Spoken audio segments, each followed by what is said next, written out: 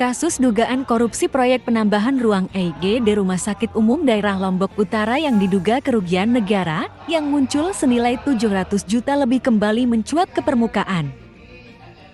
Berdasarkan Undang-Undang Nomor 20 Tahun 2001 tentang perubahan atas Undang-Undang Republik Indonesia Nomor 31 Tahun 1999 tentang pemberantasan tindak pidana korupsi. Undang-Undang Nomor 14 Tahun 2018 tentang keterbukaan publik. Peraturan Pemerintah Republik Indonesia Nomor 43 Tahun 2018 tentang tata cara pelaksanaan peran masyarakat dalam pemberian penghargaan dalam pencegahan tindak pidana korupsi. Mengacu dengan undang-undang tersebut, sehingga Lembaga Swadaya Masyarakat Nusa Tenggara Barat, Corruption Watch mendatangi kantor Kejaksaan Tinggi Mataram pada Kamis 15 Agustus tahun 2024. Fatur Rahman, Direktur Eksekutif bersama puluhan anggota mendatangi kantor Kejaksaan Tinggi Mataram, lakukan hearing, beserta meminta kejelasan hukum atas dugaan korupsi proyek penambahan ruang unit gawat darurat Rumah Sakit Umum Daerah Lombok Utara yang diduga kerugian negara yang muncul senilai 700 juta lebih. Di samping itu juga, puluhan anggota Lembaga Swadaya Masyarakat Nusa Tenggara Barat ini menanyakan kepada Kejaksaan atas dasar hukum terbitnya SP3. Padahal sudah ditetapkan status menjadi tersangka atas keluarnya SP3 tersebut, maka Fatur Rahman, Direktur Eksekutif menduga ada permainan di balik kasus ini. Dari kantor Kejaksaan Tinggi Mataram, Nusa Tenggara Barat, tim CCTV mengabarkan. Dikeluarkannya SP3 oleh Kejati ini. Nah, maksud kami di sini kan jangan juga Kejati pun dalam penyelesaian kasus itu kan butuh alat bukti yang kuat sifatnya, dan begitu pun kami juga. Artinya setelah SP3 ini dikeluarkan tentu ada landasannya. Nah itu ya kami mau dijawab. Ini loh landasan kami kenapa SP3 itu kemudian dikeluarkan. Apa namanya kepada 5 tersangka ini. Ini alasan kami. Ilustrasi apa yang dibawa ini kata? Ilustrasi atau apa? Ilustrasi namanya itu. Saya mau fisiknya. Dari jawaban Bapak yang mendongeng cerita, saya juga bisa cerita. Oh saya independen, oh saya ilegal. Tapi mana bukti ilegal itu? Jadi Pak, kakak dulu Pak. Ini dasarnya udah pasti Pak. Kalau tadi dari Bapak tadi yang meminta apa yang Bapak permintaan Pak udah sudah namanya siapa Pak? Tani tadi udah bikin aja surat. Kita menjelaskan bro, kita jangan dulu ke data fisik. Setidaknya sekarang ini loh kita dibawakan ini loh dugaan. Iya, makanya ini aja. Jangan berikan kita salinannya. Jangan berikan kami data itu. Tentu apa Kejati punya data itu dong. Boleh kasih kami. Iya, oke. Ini berkelihatan loh dia. Silakan aja bersurat saja Pak. Udah perlihatkan aja. Bersurat itu punya memiliki. Fisiknya ada. Tapi jadi kita tidak hanya berwacana dengan narasi-narasi yang tidak yang tidak meyakinkan gitu. Bro, tunggu dulu Pak. Nah, kalau itu benar saya pesen kalau tidak meyakinkan kami ngomong pasal 242 atau beneran ada Pak. Iya, mana bukti pendukungnya mana ya? Kami benarkan apa yang Bapak sampaikan tadi. Kan benarkan itu. Iya, boleh. Mana perlihatkan kami? Kok cukupkan saja? Gimana Bapak yang cukupkan saja? Cukupkan saja. Jadi mohon maaf. Kami mohon maaf. Oke, hari ini surat data. Jam ini saya kan saya paling ada di laptop dan saya bawa di mobil. Berapa jam? Jadi itu bukan surat karya saja. Kemarin karya langsung kok diterima hari ini. Terima kasih Pak ya. Apa ya? Oh, Tapi tidak ada apa? pertemuan itu waktu untuk mengembalikan itu 2 bulan Pak, bukan 6 bulan. 60 hari Pak. Nah, tapi kebetulan kalau di sini ya memang udah lewat itu Pak. Tunggu Pak, izin Pak. Nah, ini itu tuh ketika sudah disimpulkan ada nilainya Pak. Nah kalau ini kan bukan muncul 2 kali bukan Pak, tapi kalau ketika ada keberatan terus dirubah hasilnya oleh inspektorat review dari inspektorat auditor, bukan nggak bilang inspektorat. Ketika sudah ada review dari auditor, ya nilai yang dianggap sah yang reviewnya dari auditor. Mungkin itu, monggo silakan Pak. Ini Pak, maksud saya bahwa dalam perkara ini sebenarnya tidak hanya regulator gitu, ada 4 yang lainnya, itu maksud saya. Jadi tidak ada tuduhan macam-macam. Sistem saya kerja begitu. Iya. Saya kan dari pintu masuk, biar dibuka itu sudah Ya. ada dibuka. Baik, saya tambahkan dulu yang tadi itu Pak. Jadi begini Pak, kami kan penyidik itu bekerja berdasarkan alat bukti Pak. Mesti kalau full paket itu di awal Pak, awal sekali sebelum penyelidikan gitu. Dan kami itu mengumpulkan alat bukti yang kami peroleh itu ada saksi-saksi dan juga ahli. Dan itu memang sudah dilakukan.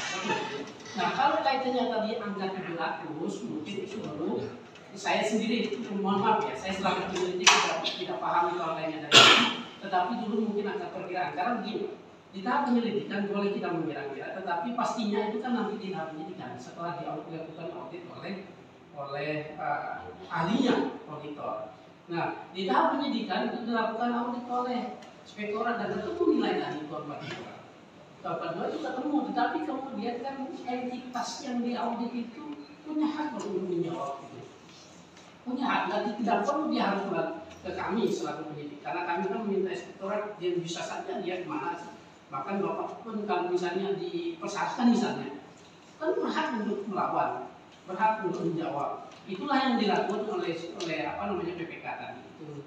Dia menggunakan hak jawabnya itu bukan ke kami, tetapi yang melakukan audit. Disampaikan kepada inspektorat bahwa hasil audit Bapak itu keliru, bahwa ada material on-site yang tidak diperhitungkan ketika Bapak melakukan audit. Dan kami tidak tahu itu apa pertimbangan dari inspektorat, apakah memang menyadari hal itu sehingga kan tidak bisa juga misalnya menolak. Ya, kami positif thinking saja. Inspektorat melakukan review, melakukan audit ulang terhadap itu dan ketemu tadi nilai itu. Nah, itu disampaikan kepada kami dan tidak mungkin penyidik kemudian mengabaikan itu, Pak. Oke, Pak. Ketika auditnya nol, tentu kan kami laporkan kepada kami. Jawaban Bapak ini jadi tersangka. Itu dia ceritanya. Pertanyaan dulu Bapak yang ini yang menangani Bapak yang menangani apa enggak? Iya, saya menangani. Gini Pak, saya jawab itu, saya bisa langsung jawab pertanyaannya. Jadi penetapan tersangka itu, penetapan tersangka itu kan dilakukan setelah hasil auditnya muncul jawaban tadi itu Pak. Belakangan kemudian itu reviewnya muncul. Jadi tidak ada hal yang buru-buru sebetulnya. Penyidik saat itu sudah mengantongi alat-alat. Sebentar, saya tanya. Setelah dilakukan penetapan tersangka, berapa hari pemindahan berkas ke pengadilan? Saya kejaksaan untuk melakukan proses itu berapa hari? P19 P21 ini ya. Nah, berapa hari pelimpahan berkas untuk melakukan persidangan dan lain? Sebentar Pak. Belum lagi. Biar saya jelaskan dulu. Nah, belum lagi ini. Itu baru satu pertanyaan saya. Berapa hari lagi? Mana lebih duluan ini kayaknya kayak Rosi sama Petrosa ini antara keluar penyidik, keluar P21 dan lain-lain. Ayo, ini keluar ini. No, ya. Kayak Rosi dan Petrosa apa ini? Harusnya saya tanya berapa hari proses itu dilimpahkan? Ini berapa P21 di proses persidangan berapa hari?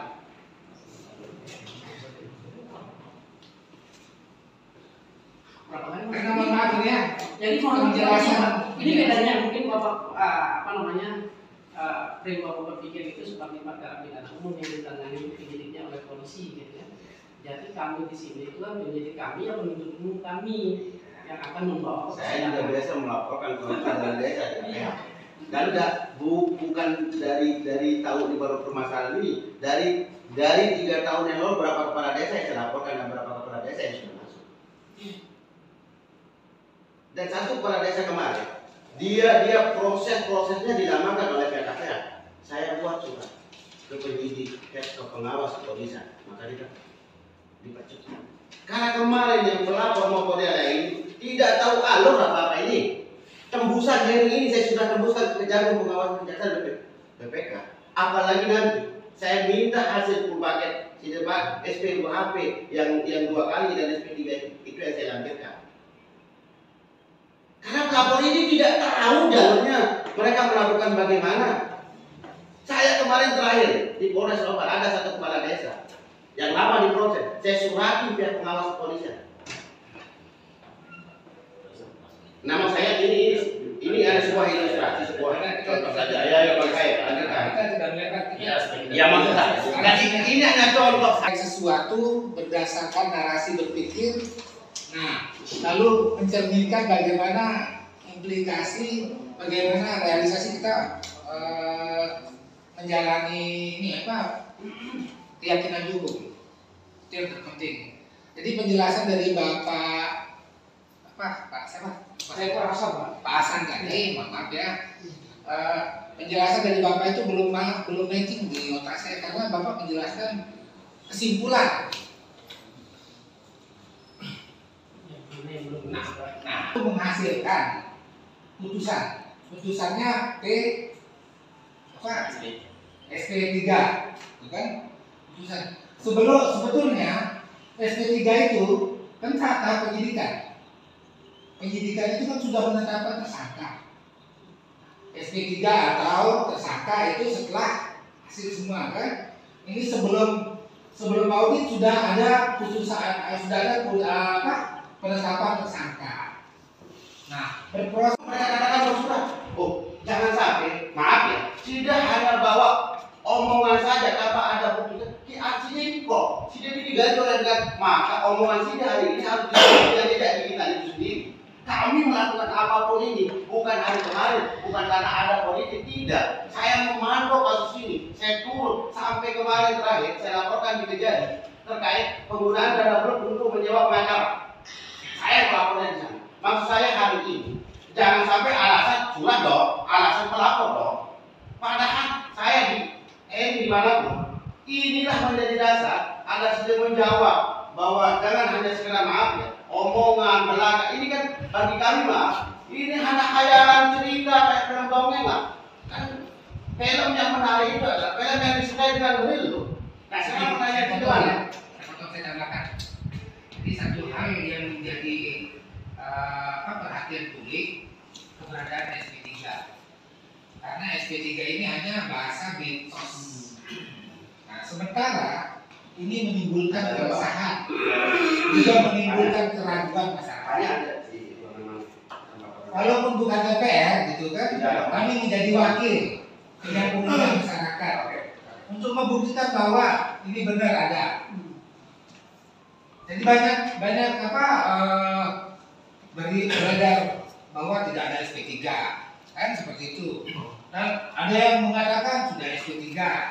Nah, ini terjadi semacam perbedaan pendapat di masyarakat dan akan menimbulkan persoalan nanti. Cuman kami di SOP kami ketika pemberitahuan SP3 pemberitahuan SP3 itu terhadap lapor itu sudah kami beritahukan. Nah sekarang kalau memang Bapak masih ingin seperti itu, minta suratnya seperti itu bukan hak saya untuk langsung memberikan. Di SOP kami seperti itu, nanti Bapak bersuara secara resmi, monggo data yang dimintakan apa, nanti kami menurut putusan. Kalau saya bukan kepala Pak di sini. Kalau saya memutuskan itu bukan kewenangan saya Pak. Dijelaskan oleh Bapak tadi, ini sangat-sangat normatif bagi kami, sehingga proses hukum yang dilalui ini bla bla bla sudah tidak sebagainya kan ini secara normatif kinerjanya bapak-bapak gitu. Jadi tidak ada yang memang sinkron persoalan fokus terhadap persoalan ini. Oh ini loh kegagalannya, kemudian ini menjadi persoalannya. Ini kan serata kayak normatif saja penjelasan bapak-bapak sesuai dengan kinerja hukum yang biasa-biasa saja. Kemudian tadi terkait masalah permintaan SP3 dan pelapor dan sebagainya, ini kan patut kita menduga juga persoalan kenapa memang ini keterbukaan informasinya sangat tertutup gitu. Soal apa kepentingan kejaksaan sehingga tidak memberikan SP3 itu. Terus kedua, Bapak mau pakai siapa di sini? Pimpinan ya. Padahal saya bersurat ke pimpinan. Tadi Bapak sudah disampaikan ke pimpinan. Kenapa pimpinan Bapak tidak ada kami? Itu makanya jangan bilang SOP lah. Jangan beri apa. Maksud saya begini, surat kami terkait Henry sudah jelas mempertanyakan terkait SP3 itu. Apa tidak jelas? Apa saya harus tambahkan di surat Henry itu dan meminta? Pertanyaan saya bersurat ke kepala Kejati ada, berarti ada di sini mewakili beliau. Beliau sudah baca surat kami. Saya ke Henry beberapa komunikasi lah, apa memang itu tidak diberikan, artinya kan apa menjadi landasannya untuk baik, izin Pak, sekali lagi ya, terima kasih Pak, Bapak sudah berminat untuk mempelajari kasus ini secara lebih dalam dari dulunya. Tapi tentu kami begini Pak, kami ditugaskan oleh pimpinan ini untuk menyampaikan saja informasi, karena hearing namanya kan, hearing. Bapak bertanya kami menjawab itu. Kalau ada permintaan dokumen, informasi yang bersifat itu kan kami kan ada pimpinan yang akan memutuskan itu. Ya nggak masalah, silahkan saja Bapak ajukan secara resmi itu. Dan juga gini, mari coba kita lihat Pak, kita baca kembali undang-undang keterbukaan informasi negara. Kita pelajari di situlah gitu ya. Bagaimana cara memperolehnya itu saya pikir di situ sudah diatur. Ya silahkan saja, karena kami ini orang-orang pelaksana Pak, bukan penentu kebijakan. Decision maker itu ada di pimpinan. Silakan Bapak. Surat saya kemana? Ke kepala Kejati. Ya, sekarang Bapak diusahakan menjawab retorika itu saja. Kami ini sebelum ke sini berapa bulan? Maksudnya ya dong, teman kami dong. Kami dong. Saya hanya melengkapi lewat media itu 700. Bapak menjawab itu tidak ada. Padahal pernyataan Bu Eli sendiri bilang begitu.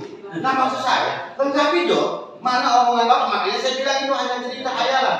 Mana bukti fisik loh? Coba hasil audit ini. Hasilnya di mana? Ada sahabat. Silakan Bapak bikin surat. Ini Pak, kita mau di sini ada transparansi penyelenggaraan hukum waktu itu.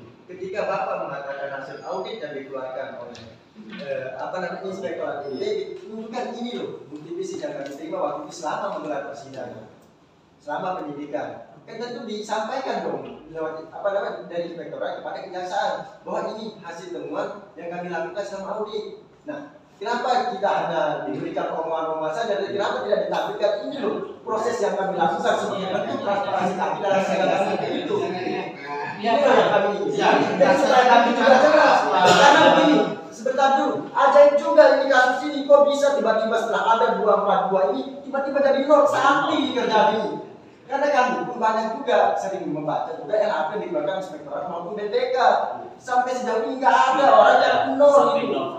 Pekerjaan apapun bentuknya. Ya seminimal mungkin angkanya di jutaan, 2-3 juta lah. Ini kok bisa nol ini setelah ditetapkan dan begini juga sebentar. Dan dalam kasus ini mengatakan kurang volume. Kok bisa juga di sini kan kita pertanyakan inspektorat nantinya kita bisa ke sana. Kok bisa kalau memang ada material yang belum terpasang kok itu nggak dihitung? Padahal konteksnya sudah jelas di sini. Kerugian negara melalui kekurangan volume. Jangan-jangan kan barang ini di drop setelah ditetapkan ke sana kan itu. Padahal kan ada masalah waktu pembangunan itu proses-proses pengambilan ada. Iya, ada ancaman. Berarti Bapak tidak melakukan real terkait pembangkit makanya omongan Bapak itu disertai itu dengan bukti. Harus kesimpulannya apa menjadi pertemuan? Apa kesimpulannya sekarang? Jangan hanya ya sudah ya.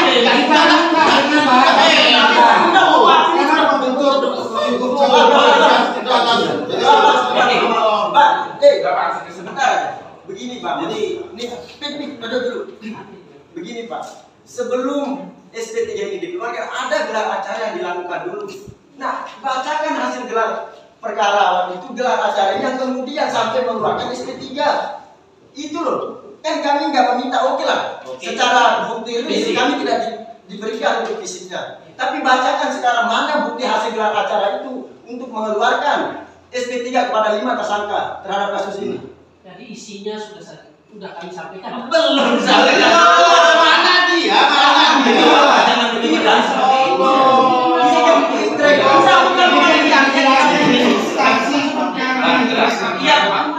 Beri Pak Kas itu Pak. Pertanyaan mereka ini, dasar kita pengujian penyidikan itu apa? Mereka minta bukti dari hasil audit yang pertama sampai kedua. Clear, itu aja. Nanti silakan bersurat, teman-teman. Saya jamin nanti hari ini kalau bisa. Berapa? Kapan jadi kasih langsung? Hari ini. Hari ini. Bersurat. Bersurat kan? Nggak usah kerja. Enggak, bukan ngancam, suka saya hadir. Bukan ngancam. Yang bapak juga itu dari tadi. Jangan emosi pas kami bicara Kami ada yang baik. Iya, silakan Pak. Surat besar. Iya, makanya kata surat itu. Itu, jangan emosi, bapak kok emosi. Bukan begitu, bukan nunjuk Pak. Bukan begitu caranya menanggapi masyarakat. Makanya saya tanya, surat ini sebentar lagi akan saya bawa. Iya sekarang. Kok sekarang, macam yang sekarang? Tunggu dulu sebentar, saya mau frame itu. Sudah,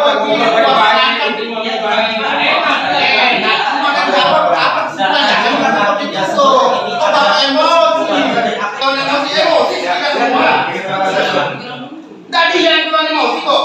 Kelihatan yang mereka semua. Kami selesaikan mau preman sini. Sudah.